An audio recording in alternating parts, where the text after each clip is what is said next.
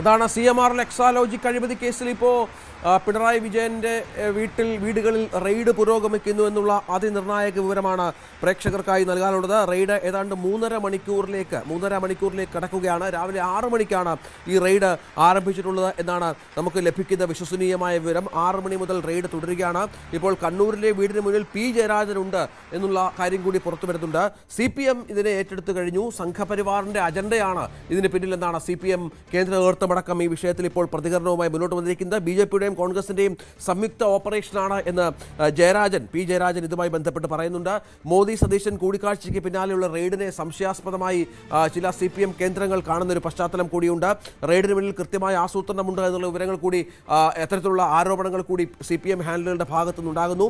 കണ്ണൂരിലെ പിണറായിയുടെ വീടിന് മുന്നിൽ CPM പ്രവർത്തകരുടെ വലിയ കൂട്ടമുണ്ട് എന്നുള്ള വിവരങ്ങൾ കൂടി ഈ ഘട്ടത്തിൽ നൽകാനുള്ളത്. ഏതായാലും വീണ വിജയൻ ഉള്ളത് തലസ്ഥാനത്തെ വീട്ടിലാണ്. അവിടെ തന്നെ പിണറായി വിജയനുമുണ്ട് എന്നാണ് മനസ്സിലാക്കേണ്ടത്.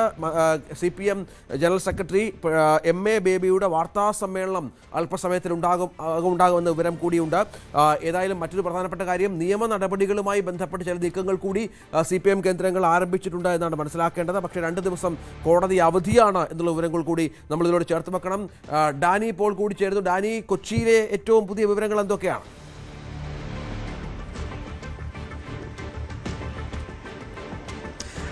രഞ്ജിത്ത്, പരിശോധനകൾ തുടരുകയാണ്. അത് 6 മണിക്ക് തുടങ്ങിയ പരിശോധന വിവിധ കേന്ദ്രങ്ങളിലായിട്ട് തുടരുന്നു. നമ്മളിപ്പോൾ ആലുവയിലെ ഓഫീസിൻ്റെ ദൃശ്യങ്ങളാണ് കാണിക്കുന്നത്.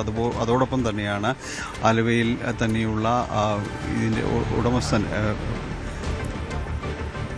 കർത്തയുടെ കർത്തയുടെ വസതിയിലും പരിശോധന നടക്കുന്നുണ്ട് എന്ന് തന്നെയാണ് അറിയാനായിട്ട് സാധിക്കുന്നത്. വിവിധ ഓഫീസുകൾ CMRലുമായി ബന്ധപ്പെട്ടുകൊണ്ടുള്ള വിവിധ ഓഫീസുകളിലും ഇതോടൊപ്പം തന്നെ, അതായത് കോർപ്പറേറ്റ് ഓഫീസ് സ്വഭാവമുള്ള ഇടങ്ങളിലെല്ലാം തന്നെ ഒരു പരിശോധന ഇപ്പോഴും തന്നെ തുടരുകയാണ് എന്ന് തന്നെയാണ് അറിയാനായിട്ട് സാധിക്കുന്നത്. എന്തായാലും ഇത് അല്പം നീണ്ടു പോകുമെന്ന് തന്നെ മനസ്സിലാക്കുകയും ചെയ്യുന്നു. കഴിഞ്ഞ ദിവസങ്ങളിലാണ് ഈ കോടതി ഉത്തരവ് വന്ന സാഹചര്യത്തിൽ തന്നെ, പക്ഷേ വളരെ പെട്ടെന്ന് ഈ പരിശോധനയിലേക്ക് ഒരു കടന്നേക്കും എന്ന് ആരും തന്നെ പ്രതീക്ഷിച്ചിരുന്നില്ല എന്നാണ് മനസ്സിലാക്കാനായിട്ട് സാധിക്കുന്നത്. കഴിഞ്ഞ ദിവസങ്ങളിൽ SFIയുടെ അന്വേഷണമാണ് ഏറ്റവും അവസാനമായിട്ട്, പരിശോധനകളാണ് ഏറ്റവും ഒടുവിലായിട്ട് നടന്നിരുന്നത്. അതിനു മുൻപ് EDയുടെ പരിശോധനയും SFIയുടെ പരിശോധനയുമാണ് നടന്നിരുന്നത്. SFIക്ക് ശേഷമായിരുന്നു ED പരിശോധനയിലേക്ക് വരികയും ചെയ്യുന്നത്. അന്ന് ഇത് ശശിധരൻ കർത്തയുടെ വസതിയിലടക്കം പരിശോധന നടന്നിരുന്നു. ഇപ്പോൾ നമ്മൾ കാണുന്ന ഈ ഓഫീസിലും പരിശോധനകൾ ഉണ്ടായിരുന്നു. പിന്നീട് ഇതിൻ്റെ കൂടുതൽ വിവരങ്ങൾ പുറത്തു വരുന്ന ഒരു സാഹചര്യമാണ് ഉണ്ടായത്. അതിൽ ഈ എക്സാലോജി കമ്പനിയുമായി ബന്ധപ്പെട്ട ഇടപാടുകൾ അങ്ങേയറ്റം ദുരൂഹമാണ് എന്ന രീതിയിലേക്കാണ് അന്വേഷണ ഏജൻസികൾ ചെന്നത്. കാരണം ഇതിൽ ഈ കൈമാറിയിട്ടുള്ള തുക 1.72 കോടി രൂപയുടെ എന്ത് സേവനം നൽകി എന്നത് ഇപ്പോഴും വിശദീകരിക്കാനായിട്ട് എക്സാലോജിക്കിന് മുൻ മുഖ്യമന്ത്രി, ഇപ്പോഴത്തെ പ്രതിപക്ഷ നേതാവ് പിണറായി വിജയൻ്റെ മകൾ വീണ വിജയൻ്റെ ഉടമസ്ഥതയിലുള്ള എക്സാലോജിക്കിന് കഴിഞ്ഞിട്ടില്ല എന്നതടക്കമുള്ള കാര്യങ്ങളാണ് ഇതിൽ ഏറ്റവും പ്രധാനമായിട്ട് ഉയർന്നിരുന്നത്. ഇവർ നൽകിയ സേവനങ്ങൾ എന്ന് പറയുന്നത് പ്രാഥമികമായി നൽകുന്ന, അതായത് പ്രത്യേകം എടുത്ത് പറയത്തക്ക രീതിയിലുള്ള ഒരു സേവനവുമില്ല. സാധാരണഗതിയിൽ ഈ ഒരു സോഫ്റ്റ്വെയർ കമ്പനികൾ നൽകുന്നതാണ്. അതിനപ്പുറത്തേക്ക് വലിയ രീതിയിൽ കാണിക്കാവുന്ന ഒരു പ്രത്യേക കാര്യങ്ങൾ ഒന്നും തന്നെ സംഭവിച്ചിട്ടില്ല. അതുകൊണ്ട് തന്നെ ഈ ഇടപാടുകൾ ദുരൂഹമാണ്. എന്തിന് ഇത്രയധികം പണം കൈമാറി? മാത്രവുമല്ല, എക്സാലോജി കമ്പനിയുമായിട്ടുള്ള CMRൻ്റെ ഇടപാട് കടന്നു വരുന്നത് 2017 മുതലാണ്. പിണറായി വിജയൻ സർക്കാർ അധികാരമേറ്റ് ഏതാണ്ട് 1 വർഷത്തിനുള്ളിൽ തന്നെ ഇത്തരമൊരു കരാറിലേക്ക് പോകുന്നു. അത് ദുരൂഹമായിട്ട് തന്നെ തുടരുന്നു. ഇതിൻ്റെ നാൾവഴികളിൽ പലതവണയായിട്ട് ഈ പണം കൈമാറുകയും ചെയ്യുന്നു. എന്നാൽ SFIയുടെ അന്വേഷണം സംബന്ധിയായ കാര്യങ്ങളിൽ, ഇതിൻ്റെ കമ്പനി നിയമങ്ങൾ സംബന്ധിച്ചുള്ള അന്വേഷണം സംബന്ധിച്ച് CMRൻ്റെ വലിയ രീതിയിലുള്ള ഒരു പണം ഈ കാര്യത്തിൽ ചെലവഴിച്ചതായിട്ടടക്കം കണ്ടതിനെ തുടർന്നാണ് ഇത് എന്തിനെന്നൊരു ചോദ്യം ഉയരുകയും പിന്നീടാണ് എക്സാലോജിക് എന്നൊരു കമ്പനിയിലേക്കടക്കം ഈ അന്വേഷണം നീളുകയും എല്ലാം തന്നെ ചെയ്തത്. അന്നു മുതൽ ഇന്ന് വരെയും ഇത് ഫലപ്രദമായി എന്തിനാണ് ഈ തുക ചെലവഴിച്ചത് എന്നതടക്കമുള്ള കാര്യങ്ങളിലേക്ക് ഒരു വിശദീകരണം നൽകാനായിട്ട് എക്സാലോജിക്കിനോ അല്ലെങ്കിൽ CMRL ഇതുമായി ബന്ധപ്പെട്ടുകൊണ്ട് കഴിഞ്ഞിട്ടില്ല എന്നത് തന്നെയാണ് വസ്തുത. ഇത് ചൂണ്ടിക്കാണിച്ചുകൊണ്ട് തന്നെയാണ് അന്വേഷണം മുന്നോട്ട് പോകുന്നതും പിന്നീട് ഇതൊരു കള്ളപ്പണ ഇടപാടടക്കം അതിൻ്റെ ഒരു സ്വഭാവത്തിലേക്ക് വരികയും ചെയ്തു. ഇതുമായി ബന്ധപ്പെട്ടുകൊണ്ട് കോടതികളിലേക്ക് പലരും ഹർജി തരുന്നൊരു ഘട്ടത്തിലേക്കെല്ലാം തന്നെ വന്നപ്പോഴാണ് ED അടക്കം ഈ കാര്യത്തിലേക്ക് വരികയും ചെയ്യുന്നത്. തുടർന്ന് EDയുടെ പരിശോധന നടക്കുന്നു. EDയുടെ പിന്നീടുള്ള പരിശോധനകളെയാണ് CMRL കോടതിയിൽ എതിർത്തത്. ഒരേ സ്വഭാവത്തിലാണ് രണ്ട് കേന്ദ്ര ഏജൻസികൾ അന്വേഷിക്കുന്നത് എന്നതടക്കം ചൂണ്ടിക്കാണിക്കുകയും ചെയ്തിരുന്നു. എന്നാൽ CMRLൻ്റെ ഹർജിയിൽ അത് ഹൈക്കോടതി തള്ളുകയും ചെയ്തു. അതിൽ പ്രധാനമായിട്ട് തന്നെ ചൂണ്ടിക്കാണിക്കുകയും ചെയ്തിരുന്നത് ഈ രീതിയിൽ ഇത്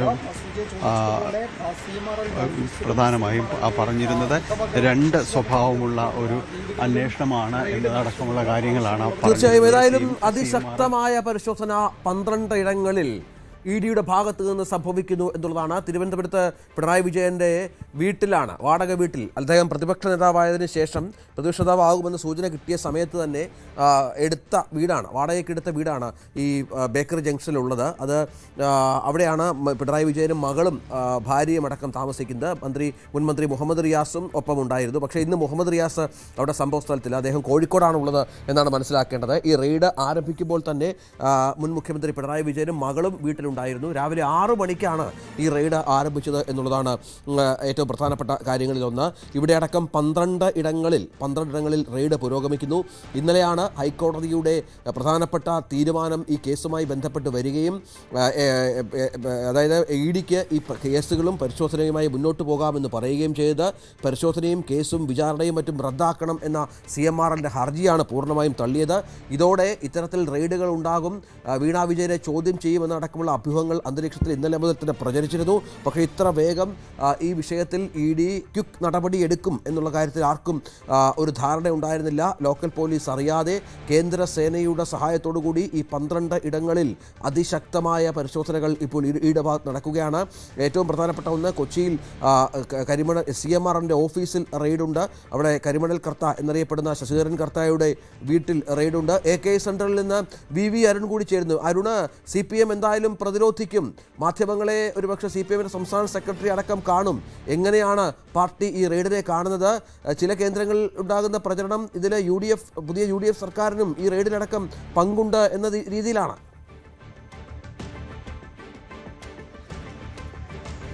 രഞ്ജിത്ത്, നേരത്തെ കേന്ദ്ര ഏജൻസികളുടെ അന്വേഷണം സ്വർണ്ണക്കടത്തിലടക്കം ഉണ്ടായതാണ്. അന്നൊക്കെ CPM പറഞ്ഞത് രാഷ്ട്രീയമായും നിയമപരമായും പ്രതിരോധിക്കുമെന്നുള്ളത് മാത്രമാണ്. അതൊരു സ്റ്റേറ്റ്മെന്റിലൂടെ ഒതുങ്ങുമോ അല്ലെങ്കിൽ നേതാക്കളുടെ പ്രതികരണങ്ങളിലേക്ക് ഒതുങ്ങിയ ഒരു പ്രതിഷേധമാണ്. പക്ഷേ ഇപ്പോൾ ഉണ്ടാകാൻ പോകുന്ന അങ്ങനെയല്ല. നമ്മൾ ആദ്യ മണിക്കൂറുകളിൽ തന്നെ ചോദിച്ചത് എന്തുകൊണ്ട് CPM നേതാക്കൾ ആരും പിണറായിയുടെ വസതിയിലേക്ക് എത്തുന്നില്ല, എന്തുകൊണ്ട് പിണറായിയെ പ്രതിരോധിക്കാൻ CPM മുന്നിട്ടിറങ്ങുന്നില്ല എന്നുള്ളതായിരുന്നു. പക്ഷേ ഇപ്പോൾ കാര്യങ്ങൾ വ്യക്തമാവുകയാണ്. CPM പിണറായിക്കൊപ്പം നിൽക്കും.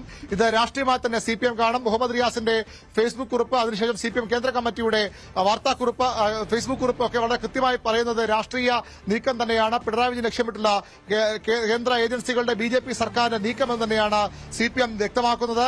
ഇപ്പോൾ CPMന്റെ സംസ്ഥാന സെക്രട്ടറി MV ഗോവിന്ദനും KK ജയചന്ദ്രനും അടക്കമുള്ള നേതാക്കൾ AKG സെന്ററിലുണ്ട്. 10 മണിക്ക് CPMന്റെ സെക്രട്ടേറിയറ്റ് യോഗം ചേരും. ഇവിടെയുള്ള തലസ്ഥാനത്തുള്ള നേതാക്കൾ നേരിട്ട് പങ്കെടുക്കുകയും മറ്റു നേതാക്കൾ ഓൺലൈനായി ഒരുപക്ഷെ ആ യോഗത്തിൽ പങ്കെടുക്കുകയും ചെയ്യും. അതിനുശേഷം കൂടുതൽ വാർത്തകൾക്ക് News 18 Keralam YouTube channel subscribe ചെയ്യുക.